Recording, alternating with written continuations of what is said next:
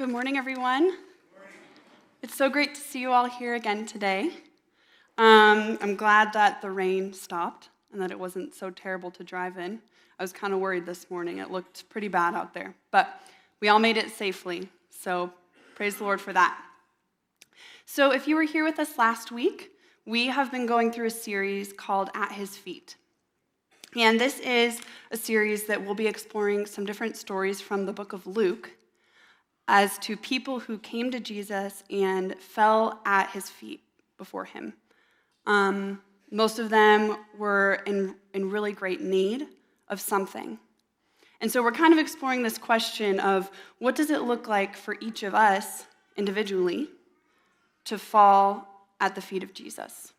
What does that look like for us in our lives? Last week we talked about the woman who anointed Jesus with her tears and her perfume. And if you remember, she was a woman who was really rejected by her community. She was a woman no one wanted to talk to, no one wanted to be around. She was a woman who, if you walked down the street and saw her, you'd try not to make eye contact. She was very unpopular, to say the least. But she came before Jesus, she knelt before him, and she was vulnerable with him, and he welcomed her. And he healed her of her pain and her brokenness. So today we're going to look at a story that actually kind of interweaves two people's stories who fell at the feet of Jesus around the same time. And it's actually really a fascinating passage to look into. So I'm excited to see what God is going to tell each of us this morning. The question that we're going to be looking at is, in the story God's writing for you and for me, what action is he calling us to take next? So I believe that God is writing a story for each of us.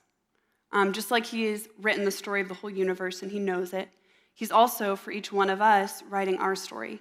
And we're somewhere along the way in that story. And in that story, we don't know what's going to happen, right? We only know what has happened and where we are now. And somewhere in that story, where we are now, we also know where God is in relation to us. And oftentimes, this changes throughout our lives, right? So maybe for you right now, when you picture your story, Jesus is kind of somewhere on the outskirts. He's hanging out kind of in the corner of the room when you picture him. He's present in your life, but he's not really that involved, maybe. Or maybe you aren't that involved with him. Maybe you're afraid to let him in. Maybe you have doubts about him. And I know for me, doubt is something I've struggled with a lot throughout my faith with him. So maybe for you, when you picture where you are in your story and where Jesus is in relation to you, he's on the outskirts. Maybe for you, you picture your story and you think, well, Jesus is sitting right next to me in my story. Jesus and I are really close right now. I feel him. I see him. I see how he's involved in my life. I talk to him, and I know him. And maybe for some of us, we only see kind of Jesus' shadow in our lives. We don't really even see him. He's there, but kind of half there. And we might be curious about him. But other than that, we kind of maybe try to avoid the topic of Jesus or religion altogether because it's just too big of a question, right? So I think in this room we have people who were all at different points in our story with Jesus in that. And so today, I believe that wherever we are in our story, Jesus promises to meet us there. And more than that, once he meets us there, he wants us to take action. He wants us to take action in our relationship with him and where we are in our story. So let's go ahead and read the narrative that we're looking at today. It's in Luke chapter 8, verse 40. And I'm going to read, like I said last time, I really like to read the whole story so we kind of get a picture of what's going to happen, and then we'll break it up and talk about it. So Luke chapter 8, verse 40. Now when Jesus returned, a crowd welcomed him, for they were all expecting him. Then a man named Jairus, a ruler of the synagogue, came and fell at Jesus' feet, pleading with him to come to his house, because his only daughter, a girl of about 12, was dying. As Jesus was on his way, the crowds almost crushed him, and a woman was there who had been subject to bleeding for 12 years, but no one could heal her. She came up behind him and touched the edge of his cloak, and immediately her bleeding stopped. "Who touched me?" Jesus asked. When they all denied it, Peter said, "Master, the people are crowding and pressing against you." But Jesus said, "Someone touched me. I know that power has gone out from me." Then the woman, seeing that she could not go unnoticed, came trembling and fell at Jesus' feet. In the presence of all the people, she told why she had touched him and how she had been instantly healed. Then he said to her, "Daughter, your faith has healed you. Go in peace." While Jesus was still speaking, someone came from the house of Jairus, the synagogue ruler. "Your daughter is dead," he said. "Don't bother the teacher anymore." Hearing this, Jesus said to Jairus, "Don't be afraid. Just believe, and she will be healed." When he arrived at the house of Jairus, he did not let anyone go in with him except Peter, John, and James, and the child's father and mother. Meanwhile, all the people were still wailing and mourning for her. "Stop wailing," Jesus said. "She is not dead, but asleep." They laughed at him, knowing that she was dead. But he took her by the hand and said, "My child, get up." Her spirit returned, and at once the girl stood up. Then Jesus told them to give her something to eat. Her parents were astonished, but he ordered them not to tell anyone what had happened. Okay, so as you can see, there's kind of two main characters in this story. Well, three if you count Jairus' daughter. So we have the woman who is bleeding, Jairus, and his daughter who is dying.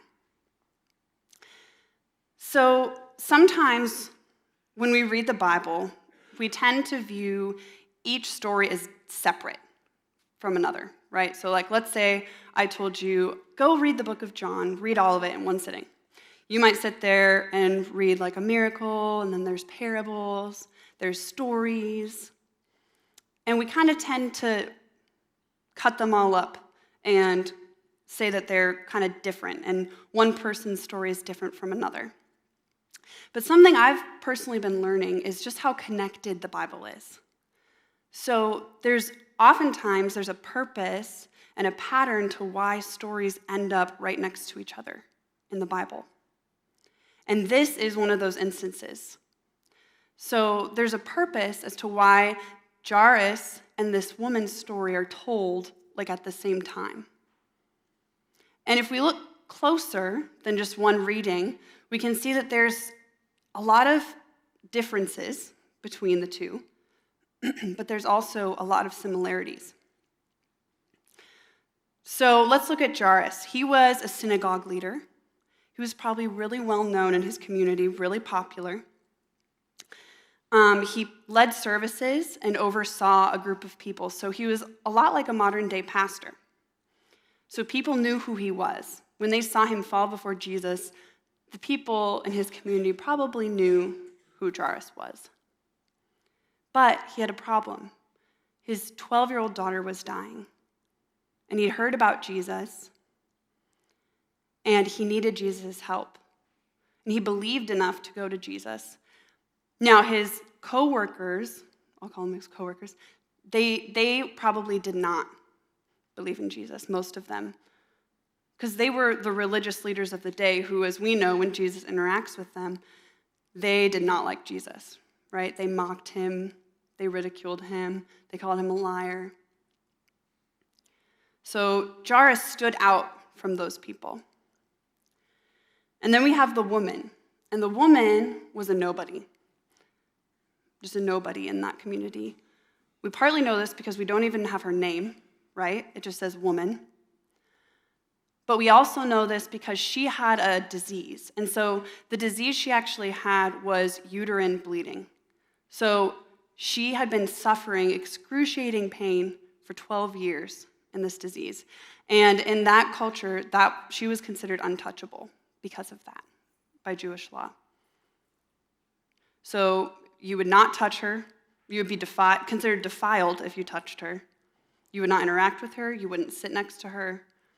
So she was a nobody. So we kind of have a somebody and a nobody here in this story. But I don't know if you caught it. There's a tiny detail that kind of hints, I think, at something interesting that's going to happen. And it's the number 12. I don't know if you guys noticed that. But Jairus' daughter is 12, and the woman has been bleeding for 12 years. It's kind of weird when you think about it. But in the Bible, and this is really different for us because we're in a Western culture, and so we think differently.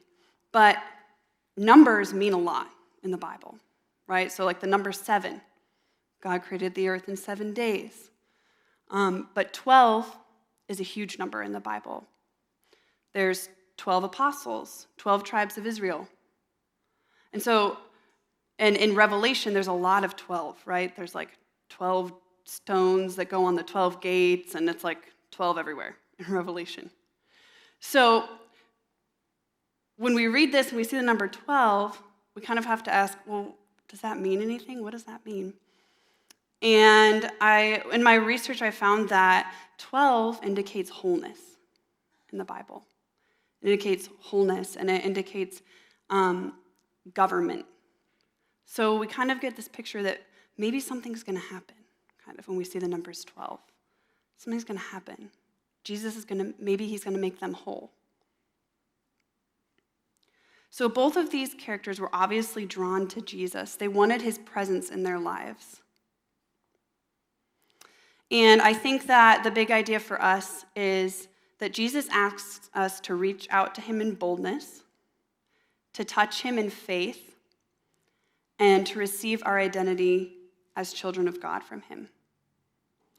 So Jesus asks us to reach out to him in boldness, to touch him in faith, and to receive our identity as children of God. So let's kind of look at the first part of the story again. I'm going to read just a few verses of it, starting in 40. Now when Jesus returned, a crowd welcomed him, for they were all expecting him. Then a man named Jairus, a ruler of the synagogue, came and fell at Jesus' feet, pleading with him to come to his house, because his only daughter, a girl of about 12, was dying. As Jesus was on his way, the crowds almost crushed him, and a woman was there who had been bleeding for 12 years, but no one could heal her. She came up behind him and touched the edge of his cloak, and immediately her bleeding stopped. "Who touched me?" Jesus asked. When they all denied it, Peter said, "Master, the crowd are pressing against you." But Jesus said, "Someone touched me. I know that power has gone from me." Then the woman, seeing that she could not go unnoticed, came and fell at Jesus' feet in the presence of all the people. She told why she had touched him and how she had been instantly healed. Then he said to her, "Daughter, your faith has healed you. Go in peace." So both Jairus and the woman act. And they act in boldness here. They're both bold. So when we reach out to Jesus in boldness, he encourages us in love. So I don't know if you've ever seen someone do something extremely bold. Like, I don't know if you've ever witnessed something like that. I think there's two types of boldness. I think there's foolish boldness, which is kind of just to be bold for boldness' sake. And then there's wise boldness, right? There's a purpose. So when I was little, I went to a baseball game, and all my cousins came. It was their first time, and we were really excited, and my dad took us. We were like, yes, this is going to be a great baseball game. And about the third inning, we were sitting there, and I looked down, and I see this guy start running across the field. I was like, Dad, what is that? What's he doing? And my dad squinted, and he looked at him, and he was like, and then he tried to cover all of our eyes. I was like, what's going on? And I didn't know that it was a streaker. So this guy was running naked across the field, and I was 10 years old, and I was had no concept of that. But that's foolish boldness, right? It's bold. I don't think any of us would want to do that. But but it's foolish, right? It's just to get a kick out of something. But the boldness that God calls us to is wise boldness. So when I think of wise boldness, maybe you think of something you've witnessed that was really good, that was bold. I think of kind of moments in history when I think of that. So say Rosa Parks, right? Refusing to give up her seat. That's wise boldness. That took courage. Or take a lot of Bible characters that did crazy bold things for God, like Moses approaching Pharaoh, right? Or Jonah, even though he had to be dragged there, going to Nineveh, right? Those are bold things. But we also know that being bold looks different for each person. So maybe if you tend to be a more shy person, or maybe if you have had some bad experiences being bold, maybe it's harder for you to be bold. Maybe if you tend to be a kind of a louder person, more extroverted person, it's a little easier to do that. So for Jairus, it was bold to fall at Jesus' feet publicly. And it wasn't bold for him because he wasn't used to being in front of a crowd, but it was because he was willing to take that kind of social hit to his reputation. As a synagogue leader, for him to admit that Jesus could help him was a big deal. His coworkers, they wouldn't have liked that. So falling at Jesus' feet, and not only that, but weeping at Jesus' feet, and the text says actually begging Jesus, that was a bold move. For the woman, it was bold for her even to just reach out and touch Jesus. For her, that was like a big step. Why? Because she is rejected in her community. She's a nobody in her community. So to be bold for her looked different. But we also see that once she reached out and touched Jesus, Jesus welcomed her in front of everyone. He made it easier for her to be bold. He encouraged her to be bold. So for both of these characters, it kind of cost them something to be bold, right? For Jairus, it cost him maybe what people would think of him. For the woman, it cost her maybe further isolation from her community in some ways. And I think that's maybe a big reason we shy away from being bold. Because boldness, usually it costs something. Boldness costs something. It's uncomfortable.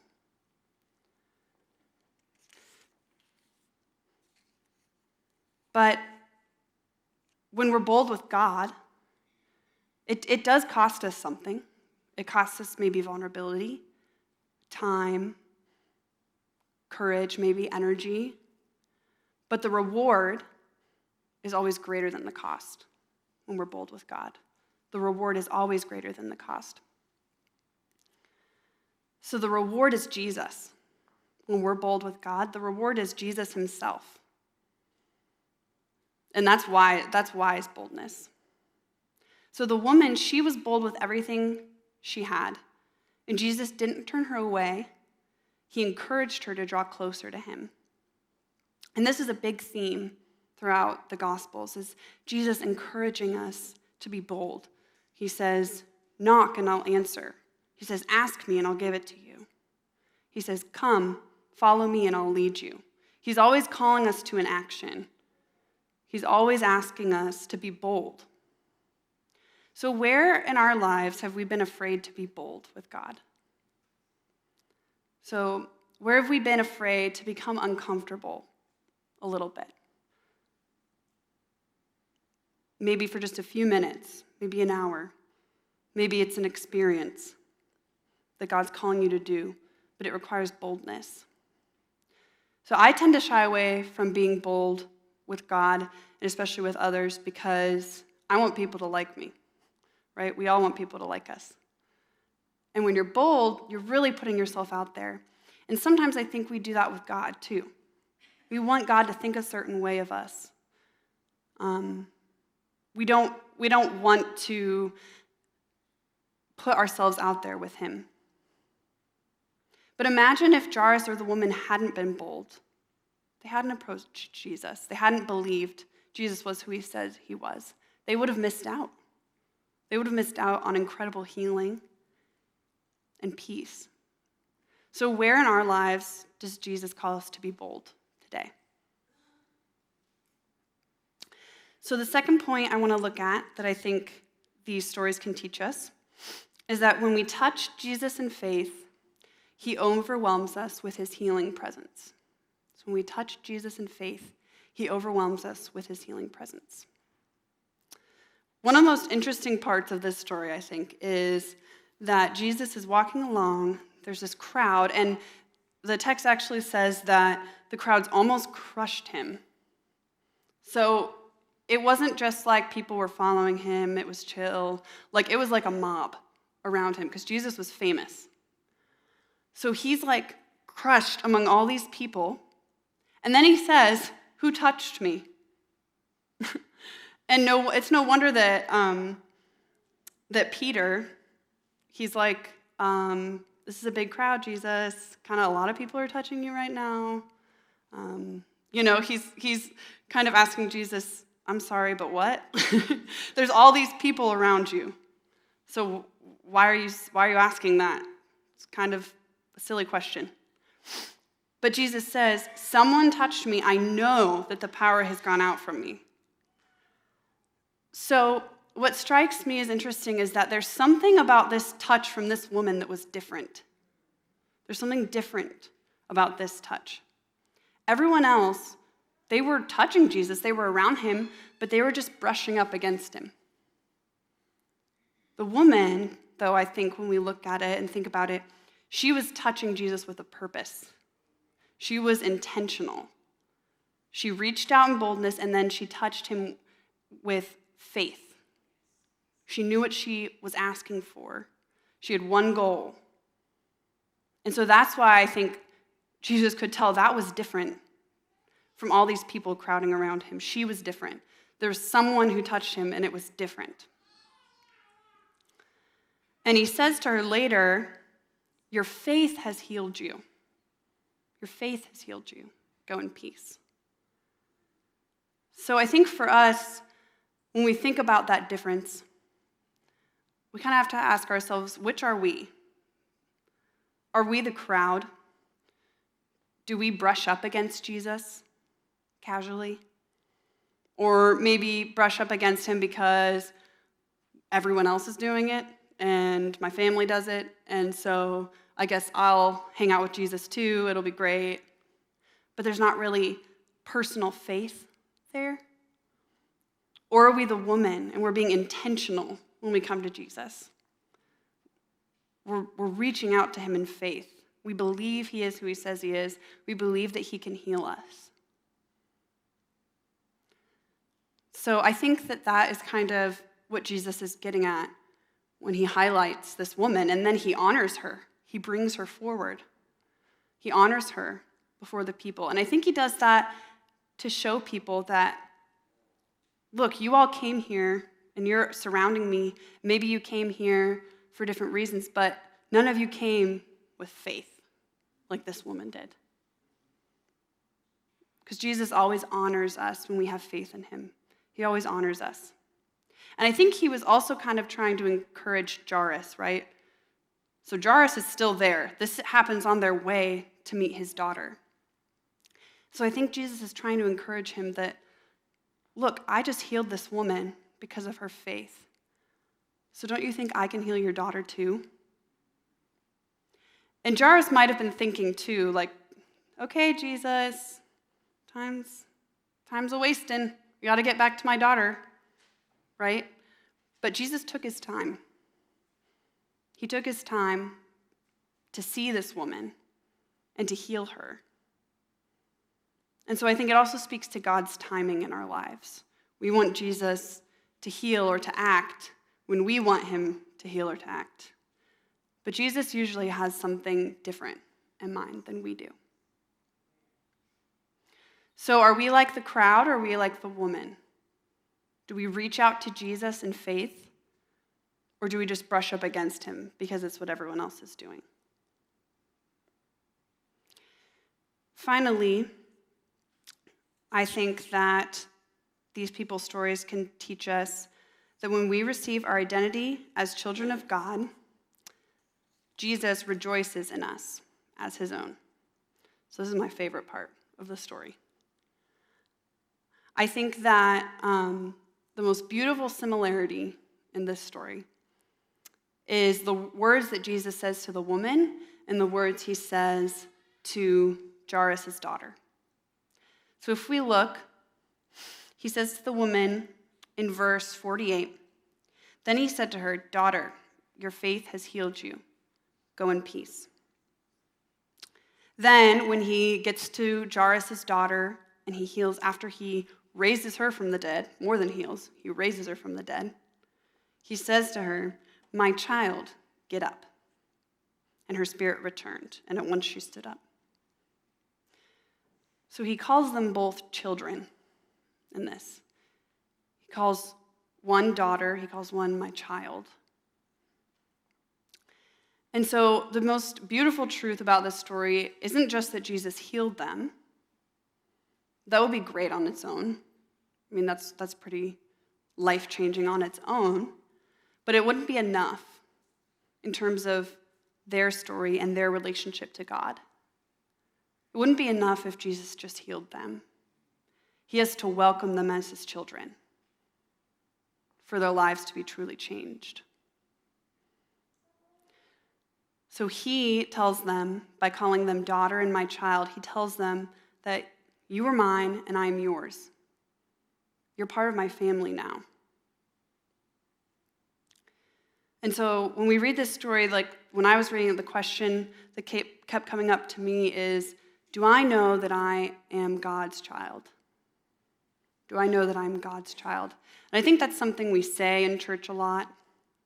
But when we really contemplate it and think about it, it's an amazing truth. I think it's actually the truth that encompasses the whole story of what God's trying to do on earth, is make us part of his family. One of my favorite quotes is by A.W. Tozer, and he says, "What comes into our minds when we think about God is the most important thing about us." So what comes into our minds when we think about God is the most important thing about us. Now, I think there's something just as important, but I'll get to that in a second. But when we think about that, I think that's really true. So when we think about who God is, what he does, what his character is, that really shapes the way we live. And it really shapes what we do and how we think of God and how we relate to him. So just an example. So if I read that quote and I think about, okay, what comes into my mind when I think about God? And I picture this really strong, angry guy sitting up in the clouds like this. If that's what I think of, if that's a picture I get when I think of God, how am I going to live? I'm probably going to live in fear because God's mostly angry to me. I'm not going to welcome others because I'm so terrified of what God's going to do to me. Right? So it's my image of who God is going to change who I am and how I live. So, but just as much as it's important to understand what we believe about God, what we think about God, it's just as important to know what we picture when we think about what God thinks of us. So if I picture that God primarily thinks of me as his servant, which is true, God says that in his word, we're his servants, then I'm going to live to serve him. I'm going to align my actions with what he's calling me to do. I'm going to change my life, and I'm going to follow him like a servant would follow the person they were serving. Or if I think that God is primarily calling me a steward, then I'm going to try and take care of what's around me, of what he's given me. And God does call us stewards, right? He calls us to be responsible with what he's given us. And these are both great descriptions, and there's a lot of other things God calls us. But the number one thing God calls us is children. That's the number one thing. That's the thing that encompasses all the other truths about who we are. The first truth, the primary truth is that we are his children. And he's our perfect father. He's perfect. And I highlight that because he's not like our earthly fathers or mothers. He's wholly different. He's perfect. He always acts in perfect love. And he rejoices in us. Just like if you have children, you rejoice in them. You find delight in them. God delights in us. So, what do we think about when we think about God? How do we picture him? And two, do we know what God thinks about us? Do we know that he calls us his children? If your answer to that question is anything less than that God is your father, that he loves you, and that you're his child, then we're missing the picture, right? We're missing what God's trying to tell us. We're missing the beautiful truth of what's in the whole Bible and how God wants us to live our lives. So I hope today that we can all find joy and hope and peace because Jesus calls us his children and he's delighting in us. We don't have to be afraid of him because he's our perfect father. So, when we look over these three things, reaching out to Jesus in boldness, touching him in faith, and receiving from him our identity as his child, what action is God calling you to take today in your relationship with him? Maybe it's all of them at once. Maybe there's one that kind of stuck out to you. But I really think that as we read this story of healing and of hope and of God calling us his children, I really think that he's calling us to reflect on that. So as you go out into your week, I encourage you and me to pray about what's God calling me to do in my story with him this week. So why don't we go ahead and bow our heads in prayer.